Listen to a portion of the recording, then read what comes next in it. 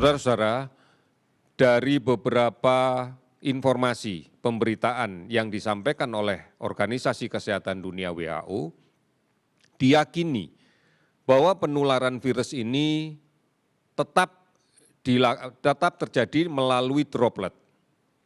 Hanya yang menjadi masalah adalah mikrodroplet.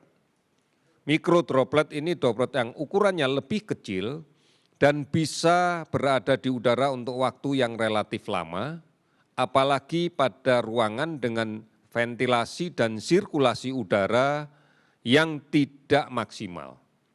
Kita bisa menyederhanakan dengan mengambil contoh misalnya asap rokok. Dalam satu ruangan tertutup yang sirkulasi udaranya tidak bagus, maka asap rokok ini akan tertahan lama. Dan bagi siapapun yang hanya menggunakan face shield tanpa menggunakan masker, pasti akan bisa mencium bau ini. Kurang lebih demikianlah droplet dari COVID-19 ini.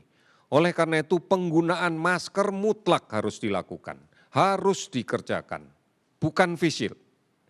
Karena kita tahu pada mikrodroplet dia akan mengambang di udara. Droplet memang bisa kita lindungi, kita cegah untuk ukuran yang besar dengan menggunakan face shield.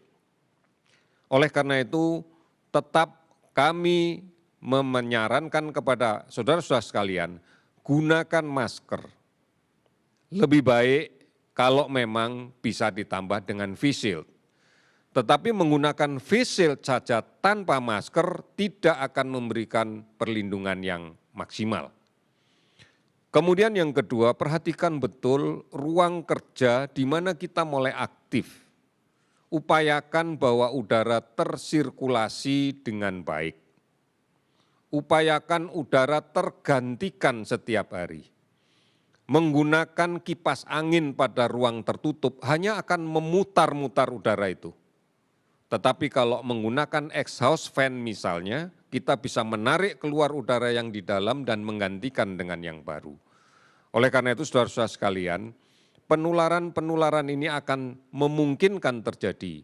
Satu sisi banyak kasus positif dengan gejala yang ringan yang tidak perlu dirawat di rumah sakit, tidak perlu diisolasi di rumah sakit. Sisi yang lain, penularan melalui droplet harus kita cegah. Kita tidak boleh mengandalkan hanya menggunakan face shield saja. Gunakan masker. Ini yang penting. Dan gunakan masker apapun. Namun kita menyadari bahwa masker yang tidak comfort, yang tidak nyaman akan membuat orang menjadi tidak bisa bertahan lama menggunakan masker. Oleh karena itu pilihlah masker yang nyaman. Masker yang masih memberikan ruang di antara masker dengan lubang hidung, ada ruang sehingga kita bisa bernafas dengan baik. Kita tidak menyadari bahwa menurunkan masker ke dagu itu sama dengan mencemari bagian dalam masker dengan penyakit yang mungkin nempel di dagu. Sehingga kalau kemudian kita naikkan lagi ke atas, itu tidak memberikan makna yang baik untuk kita. Oleh karena itu kalau memang terpaksa harus melepas masker, lepas. Jangan disangkutkan di dagu.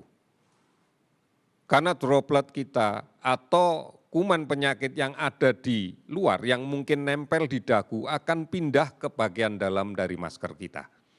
Oleh karena itu sebaiknya kalau memang pada saat akan makan, pada saat akan berbicara di dalam suatu forum, lepas maskernya, bukan diturunkan ke dagu. Setelah selesai, gunakan lagi dengan tetap menjaga bagian dalam masker tetap tidak terpapar benda yang lain.